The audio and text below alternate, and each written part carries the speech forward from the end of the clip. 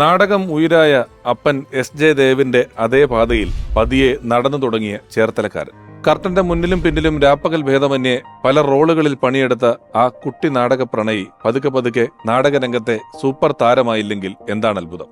ഒരു നാടകവണ്ടിയുടെ മുൻ സീറ്റിലിരുന്ന് തന്റെ ചേർത്തല ജൂബിലി തിയേറ്റേഴ്സിന്റെ ജീവാത്മാവും പരമാത്മാവുമായ ആ മനുഷ്യൻ നടത്തിയ പരശതം നാടകയാത്രകൾക്കൊടുവിൽ നാടകരംഗത്ത് അദ്ദേഹത്തെ സൂപ്പർ താരമാക്കിയ ഒരു കഥാപാത്രം പിറന്നു വീണു. കാട്ടുകുതിര. മലയാള സിനിമയിലെ വില്ലൻ നിരയിലെ രാജൻ പി ദേവ് യുഗത്തിന് പിറവി നൽകിയ കാർലോസിലേക്കുള്ള കാസ്റ്റിംഗ് കൂടിയായിരുന്നു കാട്ടുകുതിരയിൽ സംഭവിച്ചത്. ക്രൂരരും രസികനുമായ വില്ലൻ ടെംപ്ലേറ്റുകളുടെ എക്കാലത്തെയും ടെക്സ്റ്റ് ബുക്കായ കാർലോസിൽ നിന്നും സ്വഭാവ നടനും സഹനടനും ടൈറ്റിൽ ക്യാരക്ടറുകളുമൊക്കെയായി കരിയർ മിനുക്കുമ്പോഴും കാലം കൈയടിക്കുക തന്നെയായിരുന്നു അഭിനയ ശൈലിയിലെ ആ രാജപ്രഭാവത്തിൽ. കഥാപാത്ര വൈവിധ്യങ്ങളിലൂടെ 2 പതിറ്റാണ്ട് കാലം ദക്ഷിണേന്ത്യൻ സിനിമയിൽ നിറഞ്ഞു നിന്ന പ്രതിഭാധനൻ. മണിമല വക്കച്ചനും അനിയൻ ബാവയും IG രാജൻ ഫെലിക്സും തൊമ്മനും പാമ്പ് ചാക്കോച്ചനുമെല്ലാമായി മലയാളികളുടെ ഹൃദയത്തിൽ എക്കാലത്തും ഇടം നേടിയ ഒരാൾ. ഓർമ്മയിലെന്നും രാജൻ പി ദേവ്.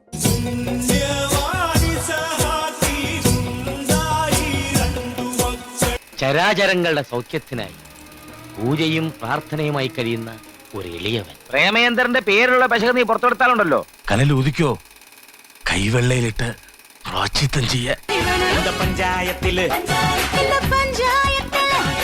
നീ ഇത് കണ്ടോ? നമ്മുടെ വീടിന്റെ ആധാര അസ്ഥികൂടത്തിന്റെ പടം എല്ലാരും വരച്ചോണ്ട് വന്നിട്ടുണ്ടോ? കാണിച്ചോ? മലയാളം മതി. രാവിലെ ഇംഗ്ലീഷ് ചീത്ത വിളിച്ച് നാ കൊടുക്കേണ്ട കൊച്ചനെ. നിർത്താടി കൊച്ചെ, സുഖം പിടിച്ചു വരുമ്പോഴാ അവിടെ ഒരു എടാ നിന്റെയൊക്കെ തലവട്ടം കണ്ടപ്പോഴേ എനിക്ക് കഷ്ടകാലം തുടങ്ങിയല്ലോ. കയ്യും കാലം തളർന്നുപോയി, അല്ലെങ്കിൽ പേപ്പട്ടിയെ കൊല്ലണമാതിരി അവനെ ഞാൻ തല്ലി കൊന്നേനെ.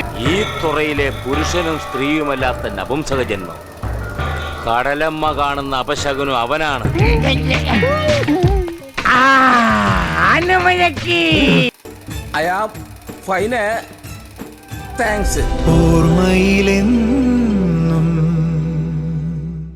നാടകവും സിനിമയും അടങ്ങുന്ന രാജൻ പി ദേവിന്റെ അഭിനയ വഴിയിലെ സഹയാത്രികൻ.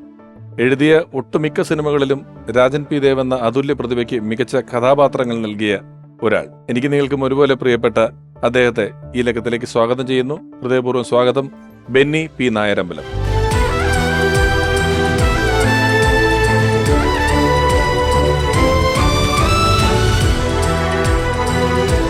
ബെന്നി ചേട്ടാ, സ്വാഗതം. ഓർമ്മയിലെന്നും രാജൻ പി ദേവ് എന്ന് പറയുന്ന ഈ ലക്കത്തിലേക്ക്. ഞാനിപ്പോൾ ആമുഖത്തിൽ പറഞ്ഞതുപോലെ രാജൻ പി ദേവ് സാറിനും ബെന്നി ചേട്ടനും ഒരു നാടകത്തിന്റെ വലിയ പാരമ്പര്യമുണ്ട്. ഇടയ്ക്ക് 2 നാടകം ചെയ്തു, അതേ സിനിമയിലൊന്നും അങ്ങനെയല്ല. ഒരുപാട് വർഷത്തെ നാടക പാരമ്പര്യമുണ്ട്, നാടക ബന്ധങ്ങളുണ്ട്. അപ്പം സിനിമയിലെത്തുന്നതിന് തൊട്ട് മുമ്പുള്ള ഏതെങ്കിലും ഒരു കാലഘട്ടത്തിൽ കണ്ടിട്ടുണ്ടോ, പരിചയപ്പെട്ടിട്ടുണ്ടോ നാടകവുമായി ബന്ധപ്പെട്ട്? തീർച്ചയായിട്ടും. അതായത് രാജേട്ടൻ ഞാൻ ആദ്യമായിട്ട് കാണുന്നത് ഞാൻ പ്രീ ഡിഗ്രിക്ക് പഠിക്കുന്ന ഒരു സമയത്ത് കാട്ടുകുതിര എന്ന് പറയുന്ന ഒരു നാടകം ഭയങ്കര ഹിറ്റാണെന്ന് ഇങ്ങനെ കേട്ടു. അന്ന് നാടക ഭ്രാന്തായിട്ട് നടക്കുന്ന കാലമാണ്. അപ്പം അന്ന് നാടകങ്ങൾ, ഗംഭീര നാടകങ്ങൾ നമ്മൾ കണ്ടിട്ടുണ്ട് പലതും. KPSCയുടെ നാടകങ്ങളൊക്കെ അന്ന് വളരെ ഇഷ്ടപ്പെട്ട നാടകങ്ങളായിരുന്നു. പക്ഷെ സൂര്യസോമയുടെ കാട്ടുകുതിര എന്ന് പറയുന്നത് ഭയങ്കര വൈറൽ സംഭവമായിരുന്നു അന്ന്. അതായത് കോമഡിയിലൂടെ ഭയങ്കര ഒരു കൊമേഴ്സ്യൽ ഹിറ്റ്, ഒരു ബമ്പർ ഹിറ്റ് എന്നൊക്കെ പറയുന്ന രീതിയിൽ ഭയങ്കര ജനപ്രിയ. അന്നത്തെ അവസ്ഥ വൈറൽ എന്നുള്ള വാക്കില്ല, അന്നത്തെ വൈറൽ, വായ കൊണ്ട് പറഞ്ഞ് അറിഞ്ഞൊക്കെയാണ്. അപ്പൊ അത് ഒരു അന്ന് ഒരു മമ്മൂക്ക, മോഹൻലാൽ എന്നൊക്കെ പറയുന്ന ഒരു ഇമേജ് പോലെ ഒരു നാടക നടന ജനം തിരിച്ചറിയുകയും അദ്ദേഹത്തെ കുറിച്ച് സംസാരിക്കുന്നു. കൊച്ചുവാവ എന്ന് പറയുന്ന ഒരു കഥാപാത്രം ഭയങ്കര ഹ്യൂമറസ് ആയിട്ട് ചെയ്യുന്ന അതിഗംഭീരമായിട്ടുള്ള പെർഫോമൻസ് എന്നൊക്കെ ഇങ്ങനെ പറഞ്ഞു കേട്ട് ഇതൊന്ന് കാണണമെന്നുള്ള ആവേശത്തിൽ ഞാനൊരു ഓപ്പൺ സ്റ്റേജിൽ കാട്ടുകുതിര നാടകം കാണുകയാണ്. അന്നാണ് രാജേട്ടനെ സ്റ്റേജിൽ വെച്ച് ആദ്യമായിട്ട് കാണുന്നത്. അത് ഗംഭീരമായിട്ട് ചിരിയും കയ്യടിയൊക്കെ പ്രേക്ഷകർ നിറഞ്ഞ സദസ്സിൽ കയ്യടിച്ച് കണ്ട ഒരു നാടകമാണ്. ആ നാടകം കണ്ടതോടെ തന്നെ നമുക്ക് ഭയങ്കര ആരാധനയായി പുള്ളിയോട്. കാരണം ഒരു സ്റ്റേജിൽ നിന്നിട്ട് ലൈവായിട്ട് പെർഫോം ചെയ്യുന്ന കാണുമ്പോൾ 2-2.5 മണിക്കൂർ അതൊരു അത്ഭുതം തന്നെയായിരുന്നു. അന്നാണ് രാജേട്ടനെ ഫസ്റ്റ് മീറ്റ് ചെയ്യുന്നത്. എന്ന് പരിചയപ്പെടാനൊന്നും സാധിച്ചില്ല. പിന്നീട് കുറെ കാലം കഴിഞ്ഞപ്പോൾ പുള്ളിയുടെ പല നാടകങ്ങളും നമ്മൾ ഫോളോ ചെയ്യാൻ തുടങ്ങി.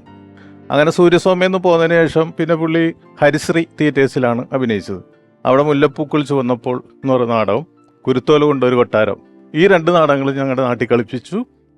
ആ സമയത്ത് ഞാൻ നേരിട്ട് എന്ന് പുള്ളിനെ പരിചയപ്പെട്ടു. അപ്പോൾ എല്ലാവരോടും നല്ല സ്നേഹത്തോടെ പെരുമാറുന്നൊരു സ്വഭാവമാണ് പുള്ളി. എന്താണ് നീ എന്ത് ചെയ്യണം, പഠിക്കണം എന്നൊക്കെ ചോദിച്ച് അങ്ങനെയാണ് ജീവിതത്തിൽ ആദ്യമായിട്ട് പുള്ളിനെ കണ്ടുമുട്ടുന്നത്, ഒരു സൗഹൃദം ഉണ്ടാകുന്നു. ഇരിക്കാം.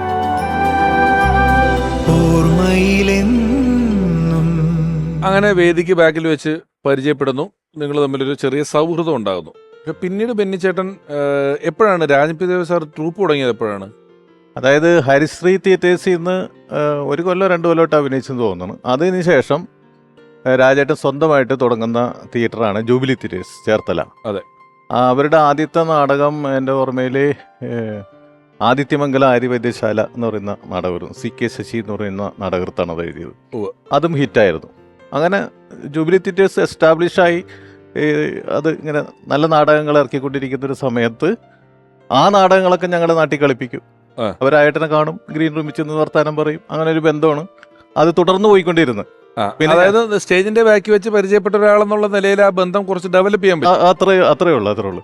അതിനുശേഷം ആ സമയത്തൊക്കെ എന്ന് പറഞ്ഞാൽ ഞാൻ ചെറുതായിട്ട് എഴുത്ത് തുടങ്ങിയ ഒരു സമയമാണ്. ഏകാംഗ നാടകങ്ങൾ എഴുതിയിട്ടുള്ള പരിപാടിയൊക്കെ തുടങ്ങി.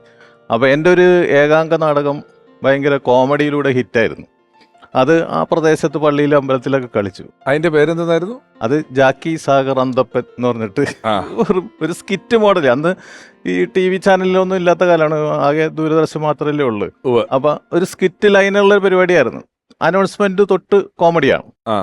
അപ്പൊ അത് ഭയങ്കര ശരി കിട്ടിയ പരിപാടി ആയതുകൊണ്ട് ഈ രാജേട്ടന്റെ ട്രൂപ്പിന്റെ ഒരു സെക്രട്ടറി ജേക്കബ് ഞാറക്കൽ, അദ്ദേഹം നടനുമാണ്. അപ്പൊ അദ്ദേഹമായിട്ട് എനിക്ക് പരിചയമുണ്ട്. ഞാറക്കക്കാരനായതുകൊണ്ട് എപ്പോഴും ഞങ്ങൾ ചെന്ന് സംസാരിക്കുകയൊക്കെ ചെയ്യുന്നൊരു ബന്ധമുണ്ട്. അപ്പോൾ ജയിക്കപ്പേട്ടനാണ് എന്നോട് ഒരു തവണ വന്ന് പറയുന്നത്, എടാ നിൻ്റെ ഒരു നാടകം ഭയങ്കര ഹിറ്റാന്ന് കേട്ടല്ല, കോമഡി, അതൊരു 2 മണിക്കൂറാക്കി വലുതാക്കി എഴുതാൻ പറ്റുമോ? രാജൻ പി ദേവിന് ഈ വർഷത്തെ നാടകം കിട്ടിയിട്ടില്ല എന്ന് പറഞ്ഞു. അങ്ങനെ ഒരു ഓഫർ ഇങ്ങോട്ട് കിട്ടിയത് എനിക്ക്. അപ്പോൾ ഞാൻ പറഞ്ഞു, അത് 2 മണിക്കൂറാക്കിയാലും രാജേട്ടന് പറ്റിയ ഒരു ക്യാരക്ടർ അതിൻ്റെ അകത്തില്ല, രാജേട്ടനെ കണ്ടുകൊണ്ട് എഴുതിയാലേ അങ്ങനെയുള്ള ഒരു സംഭവം റെഡിയാവുള്ളൂ എന്ന് പറഞ്ഞു. അന്നാ നീ എഴുത്, രാജൻ പി ദേവിനെ കണ്ടിട്ട് നീ ഒരു സാധനം എഴുതുന്നു, ഇങ്ങോട്ട് ഓഫർ കിട്ടണേ. അതൊരു പെരുന്നാളിൻ്റെ അന്നൊരു നേർച്ച സദ്യയുടെ സമയത്താണ് അത് അദ്ദേഹത്തെ കാണുന്നത്, ഈ ഓഫർ കിട്ടുന്നത്. അപ്പോൾ എനിക്ക് ആവേശമായി. അപ്പോൾ ഞാൻ ചോദിച്ചു, നിങ്ങൾ എടുക്കോ? എടുക്കാം. അത് അന്നപ്പോൾ CK ശശി എന്ന് പറയുന്ന ഒരു നാടകത്തുണ്ട്. അദ്ദേഹം ഭയങ്കര തിരക്കായിട്ട് 10-15 നാടകങ്ങൾ എഴുതിക്കൊണ്ടിരിക്കുകയാണ്. അപ്പോൾ അദ്ദേഹത്തിൻ്റെ ഒരു നാടകം ജസ്റ്റ് അനൗൺസ് ചെയ്തിട്ടുണ്ട്, അമ്പാട്ടുപറമ്പിൽ അപ്പുണ്ണിമാമൻ എന്ന് പറഞ്ഞിട്ട് അനൗൺസ് ചെയ്തിട്ടുണ്ട്. അതിൻ്റെ സ്ക്രിപ്റ്റ് ഒന്നും കിട്ടിയിട്ടില്ല. അപ്പോൾ അങ്ങനെ സ്ക്രിപ്റ്റ് കിട്ടാതിരിക്കുന്ന സമയത്ത് എന്നോട് ഇങ്ങനെ ഒരു ഓഫർ പറഞ്ഞിട്ടുണ്ട്, കിട്ടി. അപ്പം ഞാനിത് എടുക്കുമെന്ന് അറിയില്ല, എങ്കിലും ഞാനത് ഇരുന്ന് എഴുതാൻ തുടങ്ങി. അപ്പോൾ എൻ്റെ ഒരു മനസ്സിൽ രാജൻചേട്ടന് പറ്റിയൊരു കഥാപാത്രത്തെ കണ്ടെത്തി അങ്ങനെ ഒരു കുടുംബകഥ എഴുതി. ആദ്യമായിട്ട് ഒരു 2 മണിക്കൂർ മിച്ചമുള്ള ഒരു സ്ക്രിപ്റ്റ് എഴുതുകയാണ്. അതെ, ആദ്യമായിട്ട്. ആ ഏകാംഗമാണ് ആകെ എഴുതിയേക്കണ ഒരു പരിചയം. അതെ, പ്രൊഫഷണൽ നാടകങ്ങൾ കണ്ടിട്ടുള്ള ഒരു എക്സ്പീരിയൻസ് മാത്രമുള്ളൂ. അന്ന് പ്രിന്റഡ് നാടകങ്ങളൊന്നും അധികം വായിച്ചിട്ടുമില്ല, ചെറിയ ഏകാംഗ നാടകങ്ങളൊക്കെ വായിച്ചിട്ടുള്ളൂ. അങ്ങനെ ഇന്റർവെൽ വരെ എഴുതിയിട്ട് ഞാൻ നിർത്തി, കാരണം ഇത് എടുക്കുമെന്ന് അറിയില്ലല്ലോ. അങ്ങനെ ഞാൻ ഇന്റർവെൽ വരെ എഴുതിയെന്ന് പറഞ്ഞിട്ട് ഒരു അടുത്ത സ്റ്റേജിൽ ഇതുപോലെ സ്റ്റേജിന്റെ പിന്നാമ്പുറത്ത് ഗ്രീൻ റൂമിൽ ചെന്ന് പറഞ്ഞ്, അപ്പോൾ ജയിക്കപ്പെട്ടൻ ഇൻട്രൊഡ്യൂസ് ചെയ്ത്, ഇവനാണ് നാടകർത്ത് ഞാൻ പറഞ്ഞ ആൾ എന്ന് പറഞ്ഞു. നീ എഴുതിയിട്ടുണ്ടാന്ന് വെച്ചു. ഞാൻ പറഞ്ഞു ഇന്റർവെൽ വരെ എഴുതി എന്ന് പറഞ്ഞു. എന്നാൽ നീ പൂർത്തിയാക്ക്, എന്നിട്ട് ഒരു ഡേറ്റ് കുറിച്ച് വെച്ച് ജൂൺ 2, 8 അങ്ങനെ ഒരു തീയതി ഡയറിയിൽ എഴുതിയിട്ട് പറഞ്ഞ്, നാടകങ്ങളുടെ സീസൺ ഈ സമയത്ത് അവസാനിക്കും, അപ്പോഴേക്ക് നീ ചേർത്തല വന്നാൽ മതി, നമുക്ക് നാടകം വായിച്ച് കേൾക്കാമെന്ന് പറഞ്ഞു. അങ്ങനെ ഞാൻ ഈ ജൂൺ മാസം ആകാൻ വേണ്ടി കാത്തിരുന്നു. ചില ഏറ്റവും പുതിയ കാണുന്ന ആളുകൾക്ക് ഈ നാടകങ്ങളുടെ സീസൺ എന്നുള്ള വാക്ക് കണക്ട് ചെയ്തില്ലെങ്കിൽ അത് ഏതാണ്ടൊരു ക്രിസ്മസ് തൊട്ട് ഉത്സവകാലം ജനുവരി, ഫെബ്രുവരി, മാർച്ച്, ഏപ്രിൽ, മെയ് വരെയൊക്കെയാണ് നാടകങ്ങൾ. മെയ് വരെ കളിക്കും. അത് കഴിഞ്ഞാൽ ജൂൺ, ജൂലൈ മഴക്കാലാകുമ്പോൾ അടുത്ത കൊല്ലത്തേക്കുള്ള നാടകം. ഈ സമയത്തൊരു ഹിറ്റായ നാടകം ഒരു മാസം 25-26 നാടകം മിനിമം. ബാക്കി യാത്രയ്ക്ക് സമയമില്ലാണ്ട് പോകും. ഞാൻ 60 നാടകം ദിവസം 2 വെച്ച് 60 നാടകം കളിക്കും ദിവസവും. 2 നാടകമാണ്. കാരണം ഒരു ഫൈനാൻസ് സൊസൈറ്റിയിൽ ഒരു 6:30-7 മണിക്ക് ഒരു ഷോ ഉണ്ടാവും, അത് കഴിഞ്ഞ് 10-10:30 ഒരു 2 നാടകം കളിക്കാത്ത ദിവസങ്ങൾ കുറവാണ്. അതാണ് നാടക സീസൺ. അതെ. അത് കഴിഞ്ഞിട്ട് ജൂണിൽ ഞാൻ ചെല്ലുമ്പോൾ ചേർത്തലയിൽ ഇതുപോലെ ബസ് കയറി ചെല്ലുമ്പോൾ രാജേട്ടൻ ആശുപത്രിയിലാണെന്ന് അറിയുന്നത്. ഒരു ബൈക്ക് ആക്സിഡന്റ് പറ്റിയിട്ട് എക്സ്റേ ഹോസ്പിറ്റലിൽ. അങ്ങനെ ഞാൻ ഹോസ്പിറ്റലിൽ ഓട്ടോറിക്ഷ പിടിച്ച് വന്ന് അവിടെ ചെന്നപ്പോൾ റൂമിൽ കാലൊക്കെ ഇങ്ങനെ പൊക്കി കെട്ടി ശാന്തമ ചേച്ചി കൊണ്ട്. അപ്പോൾ എടാ നീ വന്ന ദിവസം ഇങ്ങനെയായി പോയി. ഞാൻ പറഞ്ഞു നാടകം കൊണ്ടുവന്നിട്ടുണ്ട് എന്ന് പറഞ്ഞു. നീ ഇതുവരെ വന്നതല്ലേ, ഏതായാലും ആ ഡോറിൻ്റെ കുറ്റി ഇട്ടിട്ട് വായിക്കുന്നു പറഞ്ഞു. ഞാൻ വെറുതെ കിടക്കുന്നു പറഞ്ഞു. അപ്പം ഞാൻ ആ ഹോസ്പിറ്റലിലെ മുറിയുടെ ഡോറിൻ്റെ കുറ്റിയിട്ടിട്ട് അവിടെ ഇരുന്നിട്ട് നാടകം വായിക്കും. അപ്പം ഞാനൊരു ക്രമത്തിലുള്ള ഒരു ലെഡ്ജർ പോലത്തെ പുസ്തകത്തിലൊന്നല്ല എഴുതിയേക്കണം. ഞാൻ ഈ പഠിക്കുന്ന പുസ്തകത്തിൻ്റെ ബാക്കി പേജുകളിൽ എഴുതിയിട്ട് ഒരു 4-5 നോട്ട് ബുക്ക് ഉണ്ട്. അപ്പോൾ നീ ഇതിലൊക്കെയാണ് എഴുതിയേക്കണം. ഞാൻ പറഞ്ഞു ഫുൾ സ്കാപ്പ് പേപ്പറൊന്നും മേടിക്കാൻ പറ്റിയില്ല. അപ്പോൾ വീട്ടിലറിയാതിരിക്കാൻ വേണ്ടി പഠിക്കുന്ന പുസ്തകത്തിൻ്റെ പുറകിൽ നാടകം എഴുതിക്കൊണ്ടിരിക്കുക. ഞാനപ്പോൾ ഡിഗ്രിക്ക് പഠിച്ചുകൊണ്ടിരിക്കുന്ന സമയമാണ്. അന്ന് നാടകം വായിക്കുന്നു. നാടകം വായിച്ച് അതിലെ കോമഡി കേൾക്കുമ്പോൾ പുള്ളി ചിരിക്കുമ്പോൾ കാലനങ്ങുമ്പോൾ വേദനിക്കും. അപ്പോൾ ശാന്തമ്മ ചേച്ചി പറയും, അനങ്ങാതെ കിടക്ക്, നാടകം പിന്നെ വായിക്കാം എന്ന് പറയും. അപ്പോൾ അറിയില്ല വായിക്കട്ടെ എന്ന് പറയും. മുഴുവൻ ഇൻ്റർവെൽ വരെ നാടകം എഴുതിയത് വായിച്ചു കിട്ടിയപ്പോൾ പുള്ളി ഭയങ്കര ഹാപ്പി ആയി. പുള്ളി പറഞ്ഞു പിന്നെ ഇൻ്റർവെലിന് ശേഷം എങ്ങനെ പോകുന്നപ്പോൾ ഞാൻ ഏകദേശം ഒരു രൂപം പറഞ്ഞു. അപ്പോൾ നീ അത് മുഴുവനാക്കിയിട്ട് നമുക്ക് എല്ലാവരും കൂടി ഇരുന്നിട്ട് ഒന്നും കൂടി വായിക്കാം എന്ന് പറഞ്ഞു. അങ്ങനെ എനിക്ക് ആവേശമായി. കാരണം ഇൻ്റർവെൽ വരെ പുള്ളിക്ക് ഇഷ്ടപ്പെട്ടു. ഞാൻ പിന്നെ തിരിച്ചു വന്നിട്ട് നാടകം പൂർത്തിയാക്കിയതിന് ശേഷം ഫുൾ സ്ക്രിപ്റ്റ് ആയിട്ട് അന്ന് ചെന്നപ്പോൾ എന്ന് പറഞ്ഞാൽ ഒരു സദസ്സുണ്ട്. പുള്ളിയുടെ കൂട്ടുകാർ PP സാർ എന്നൊക്കെ പറഞ്ഞിട്ട് കുറേ ഒരു 5-8 പേരുടെ സംഘത്തിന്റെ നടുവിലാണ് നാടകം വായിക്കാനിരിക്കുന്നത്. അതെ. അന്നെന്ന് പറഞ്ഞാൽ എന്നെ കണ്ടു കഴിഞ്ഞാൽ എന്ന് പറഞ്ഞാൽ ഞാൻ ഡിഗ്രി പാസ്സായി ജസ്റ്റ് നിൽക്കുന്ന പ്രായമാണ്. അപ്പൊ എന്നെ കണ്ട ഒരു നാടകത്തിന്റെ ലുക്കോ ഒന്നുമില്ല, ഒരു പയ്യൻ ഇങ്ങനെ ചാൻസ് വെച്ചു. നാടകത്തിന് പൊതുവെ ഒരു ബുദ്ധിജീവി ലുക്കും ചില പ്രത്യേക താടിയും ബീഡിയൊക്കെ വേണം. അന്ന് നാടകൃത്ത് എന്ന് പറഞ്ഞാൽ താടിയും മുടിയും മിഷൻ ചുബയൊക്കെ ഇട്ട് തോൾസഞ്ചി എന്നൊക്കെ പറയുന്ന ഒരു കാരിക്കേച്ചറാണ്. അപ്പൊ എന്ന് പറഞ്ഞാല് എന്റെ പ്രായമുള്ള നാടകൃത്തുക്കളൊന്നും ഇല്ലെന്ന്. അപ്പൊ എനിക്ക് ഈ 19 വയസ്സാണെന്ന്. അപ്പൊ എന്നെ കണ്ടപ്പോ തന്നെ ഈ രാജേട്ടന്റെ കൂട്ടുകാർ പറഞ്ഞു, രാജൻ വീണ്ടും അപകടത്തിൽ ചാടാൻ പോവുകയാണ്. അത് പിന്നീട് അവർ തന്നെ പറഞ്ഞാ ഏതൊരു പയ്യന്റെ ഏത് സംഭവം എടുക്കാൻ പോണെന്ന് പറഞ്ഞു. അങ്ങനെ ഞാൻ നാടകം വായിച്ച് ഇതിലെ ഹ്യൂമറൊക്കെ വർക്കായി, ഇവരൊക്കെ ചിരിക്കാൻ തുടങ്ങി. അപ്പൊ ഇവർ പരസ്പരം മുഖത്തോട് നോക്കിയിരുന്നു. അത് ഈ ഏതോ ഒരു പയ്യന്റെ നാടകം എടുത്ത് അപകടത്തിൽ ചാടുന്നെന്ന് പറയുന്നതിന്റെ ഒരു കാരണം എന്ന് പറയുന്നത്, ഈ നാടകം എഴുതിയത് ആരാ, സംവിധാനം ചെയ്തത് ആരാന്ന് നോക്കിയിട്ട് മിനിമം ഒരു 100 സ്റ്റേജ് എല്ലാ കൊല്ലവും പല ട്രൂപ്പിനും കിട്ടും. മെയിൻ എഴുത്തുകാരുടെ നാടകങ്ങൾക്ക് ഓൾറെഡി നേരത്തെ ബുക്കിംഗ് വരും. ഫൈനാൻസ് സൊസൈറ്റികളൊക്കെ നാടകം അനൗൺസ് ചെയ്യുമ്പോൾ ഫെബ്രുവരിയിലും മാർച്ചിലും ഒക്കെ ഉള്ള നാടകത്തിന് ഡിസംബറിൽ ബുക്കിംഗ് വരും. പ്രശസ്തരായ എഴുത്തുകാരാണെങ്കിൽ, അല്ലെങ്കിൽ ഈ നാടകം കളിച്ച് പേര് പടർന്നാലേ കിട്ടുള്ളൂ. അതെ, അങ്ങനെ എല്ലാവരുടെ മുന്നിൽ വായിക്കുന്നു, ഇവർ പരസ്പരം നോക്കുന്നു. അപ്പൊ ഒരു അരമണിക്കൂർ നാടകം കഴിഞ്ഞപ്പോഴേക്കും രാജേട്ടൻ പറഞ്ഞ് നിർത്ത് എന്ന് പറഞ്ഞു. അപ്പൊ ഞാനാകെ ഷോക്കായി. എന്നിട്ട് പുള്ളി അകത്തേക്ക് പോയി. അപ്പൊ ഞാൻ പറഞ്ഞു, നേരത്തെ വായിച്ചപ്പോൾ ഇഷ്ടപ്പെട്ടല്ലോ, എന്ത് ഇഷ്ടപ്പെട്ടില്ല? അകത്ത് പോയിട്ട് ഒരു വേളാങ്കണ്ണി മാതാവിന്റെ രൂപം കൊണ്ടുവന്നിട്ട് അവിടെ വെച്ചിട്ട് ഒരു മെഴുകുതിരി കത്തിച്ചു വെച്ചു.